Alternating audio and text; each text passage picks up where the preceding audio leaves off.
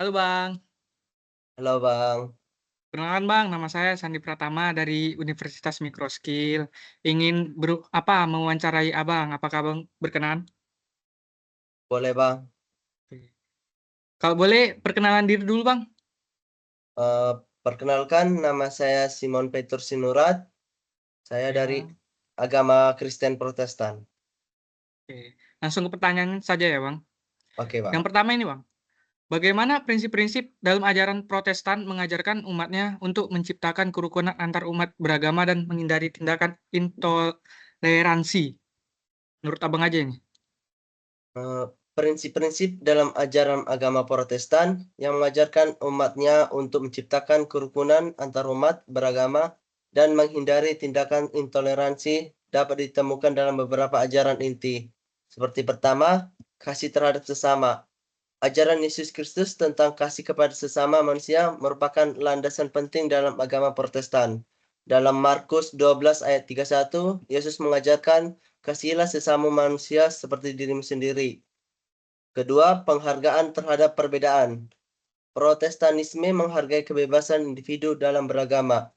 Prinsip ini tercermin dalam konsep sola scriptura atau hanya kitab suci, di mana setiap orang bebas untuk membaca dan menginterpretasikan Alkitab sendiri. Hal ini mengajarkan umat untuk menghormati kebebasan beragama orang lain dan menghindari pemaksaan. Ketiga, dialog dan kolaborasi. Ajaran Protestan mendorong dialog terbuka dan kolaborasi dengan penganut agama lain. Dalam Roma 12 ayat 18, Paulus menulis, "Jika mungkin sejauh hal itu bergantung padamu, hiduplah dalam perdamaian dengan semua orang." Oke. Langsung ke pertanyaan kedua nih ya. Oke, Bang. Apa sih peran gereja dan pemimpin agama Protestan dalam mendorong toleransi dan kerukunan antar umat beragama di komunitas mereka?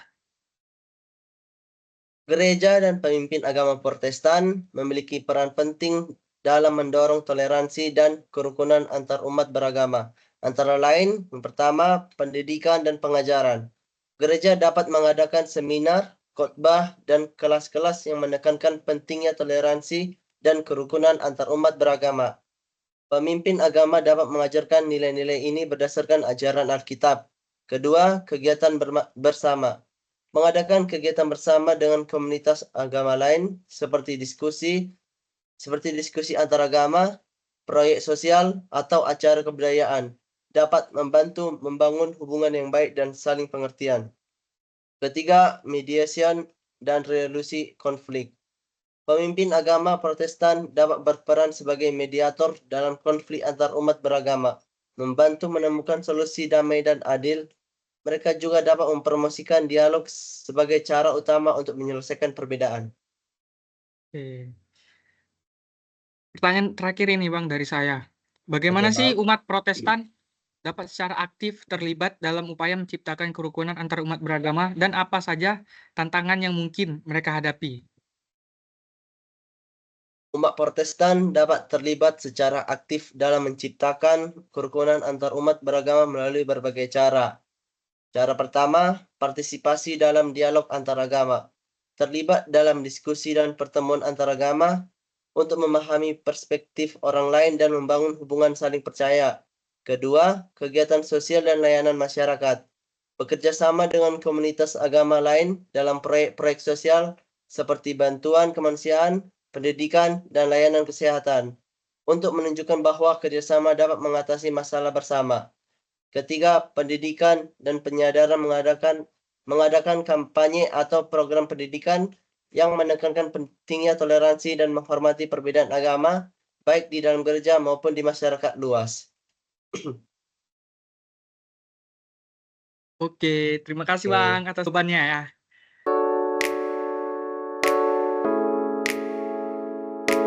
Kenalkan Kak, nama saya Sandi Pratama dari Universitas Mikroskill, ingin mewawancarai Kakaknya. Apakah bersedia, Kak? Oke, bersedia, Bang. Oke, bersedia ya. Masuk ke Oke, pertanyaannya saja ya, Kak. Yang oke. pertama ini, bagaimana sih ajaran Buddha tentang metta atau cinta kasih dan karuna atau belas kasih dapat diterapkan dalam menciptakan kerukunan antar umat beragama? Mungkin dengan menghayati dan menerapkan meta dan karunia itu sendiri ya.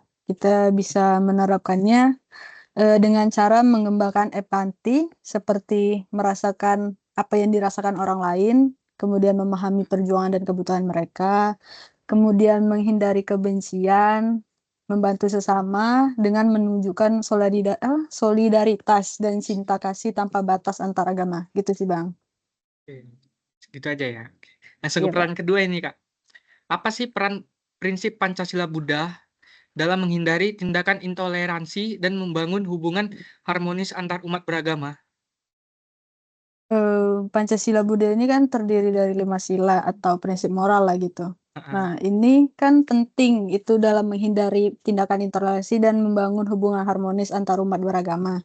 Di mana kelima sila ini itu mengajarkan untuk menghormati kehidupan semua makhluk yang mendorong sikap non kekerasan dan perdamaian, kemudian menghormati hak milik orang lain yang mendorong keadilan dan kejujuran, selanjutnya menghormati hubungan dan integritas orang lain yang mendorong kesetiaan dan tanggung jawab, baru menghormati kebenaran yang mendorong kepercayaan dan komunikasi yang jujur, kemudian yang terakhir menghormati tubuh dan pikiran yang mendorong kebijaksanaan dan kesadaran penuh. Nah, dengan begitu nantinya setiap individu bisa menghindari tindakan yang merugikan orang lain dan menciptakan lingkungan yang saling menghormati dan harmonis. Gitu sih, Bang. Oke. Pertanyaan yang terakhir nih, Kak. Last. Oke. Dalam konteks keberagaman agama, bagaimana Buddhis mengajarkan pentingnya dialog dan saling menghormati untuk mengatasi perbedaan dan menciptakan perdamaian antar umat beragama itu sih? Buddhis mengajarkan pentingnya dialog dan saling menghormati untuk mengatasi perbedaan dan menciptakan perdamaian itu dengan mengajak umatnya untuk terlibat dalam diskusi terbuka tentang keyakinan dan praktik keagamaan sehingga bisa menghilangkan kesalahpahaman dan memperkuat ikatan sosial. Dan dengan mempraktikkan dialog yang terbuka ini, nantinya akan membantu menciptakan masyarakat yang lebih damai dan harmonis. Gitu sih, Bang. Oke. Sekian ya, Oke. Kak, dari saya. Terima kasih loh, Kak, Bang. atas jawabannya yang diberikan Iya, kepada saya. Terima kasih, Kak, atas waktunya. iya sama-sama, Bang.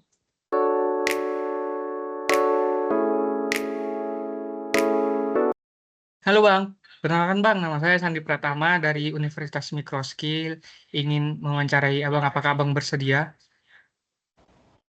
Bersedia. Perkenalkan, nama saya Garal Aliansyah. Saya juga mahasiswa Universitas Microskill semester 6. Oke Bang, langsung ke pertanyaan saja ya Bang.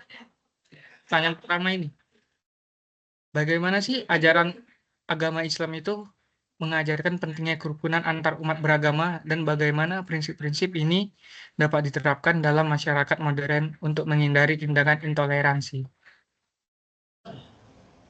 Di dalam ajaran Islam sangat menekankan pentingnya hidup berdampingan secara damai dengan semua umat beragama.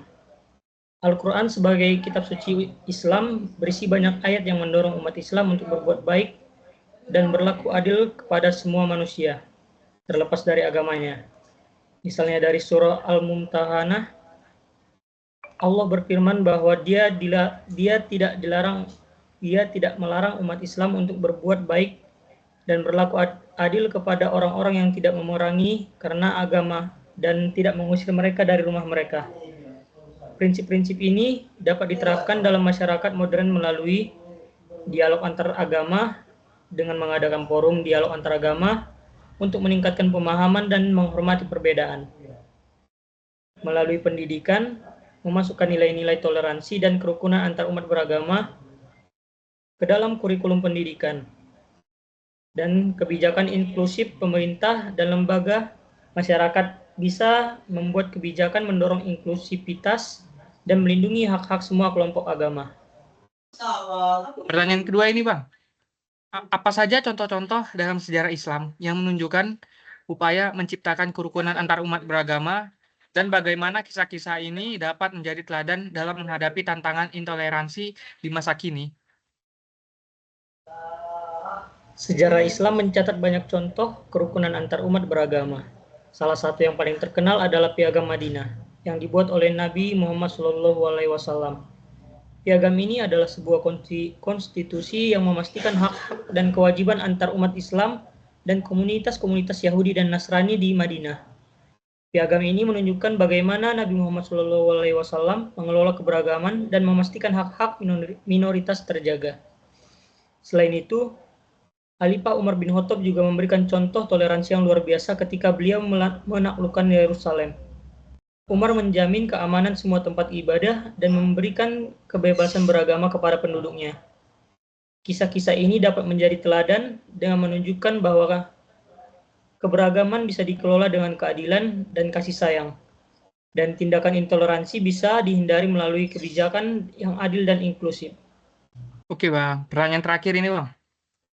Bagaimana peran tokoh-tokoh agama Islam dalam mempromosikan dialog antar agama dan kerjasama dalam rangka membangun perdamaian dan menghindari tindakan intoleransi di lingkungan masyarakat yang multikultural? Tokoh-tokoh agama Islam memiliki peran penting dalam mempromosikan dialog antar agama dan kerjasama. Mereka bisa dengan menyampaikan khutbah dan ceramah, mengadakan acara bersama, menjadi mediator, dan pendidikan dan penyuluhan. Contoh nyata dari peran ini dapat dilihat dari upaya-upaya seperti muktamar umat beragama yang sering diadakan di berbagai negara untuk mempromosikan dialog dan kerjasama antar agama. Tokoh-tokoh agama yang terlibat dalam kegiatan ini menunjukkan bahwa dengan kerjasama dan komunikasi yang baik, perdamaian dan kerukunan bisa tercapai, serta tindakan intoleransi bisa diminimalisir. Oke Bang, terima kasih banyak Bang atas waktunya. Oke.